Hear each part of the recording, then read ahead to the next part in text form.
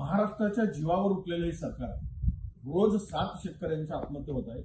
त्या संदर्भात या सरकारने शरम आणि लाज विकून खाल्ली आहे। त्यांना ना कर्जमाफी मिळते, ना पीक विमा मिळतोय, ना संकटात सापडलेल्या शेतकऱ्याला मदत मिळते। आता शेतकरी आत्महत्या कमी झाल्या की काय म्हणून काल जलजीवन मिशनच्या हर्षल पाटील नावाच्या कंत्राटदाराने 1.5 कोटी रुपयाचं बिल मिळत नाही, कर्जबाजारी झालेला आहे, 1.5 वर्षापासून बिल मिळत नाही म्हणून स्वतःचं जीवन संपवून टाकलं आणि जगाचा निरोप घेतला। आता शेतकऱ्यानंतर कंत्राटदार आत्महत्या करणार आणि आत्महत्येचा हा नवीन एक सुरू झाल्याचं आपल्याला या महाराष्ट्रात बघायला दिसणार।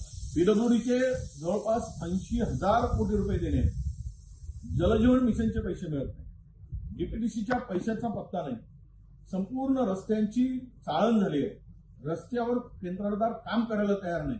काय करणार, काय होणार आहे महाराष्ट्राचं? आणि आता तर जलजीवन मिशनच्या सरकारने आत्महत्या केली, पुढे पीडब्ल्यूडीचे सगळे आपले कंत्राटदार आत्महत्या करतील। म्हणजेच आता शेतकऱ्यानंतर ठेकेदार, कंत्राटदार यांच्या आत्महत्यांचा दौर सुरू होणार आहे। कुठे गांभीर्यानं, कोण बघतोय गांभीर्याने या महाराष्ट्राला? कंगाल करून ठेवलाय, भिकारी करून ठेवलाय। काल कोकाटे म्हणाले आता हेच खरं आहे की यांनी सत्तेच्या हव्यासापोटी महाराष्ट्राला विकून खाल्लंय आणि महाराष्ट्राला कंगाल करून सोडलाय। यांचा बंदोबस्त प्रत्येक निवडणुकीत केल्याशिवाय हे वटणीवर येणार नाही, हे सरळ होणार नाही आणि यांची भ्रष्ट झालेली बुद्धी ही शुद्ध होणार नाही।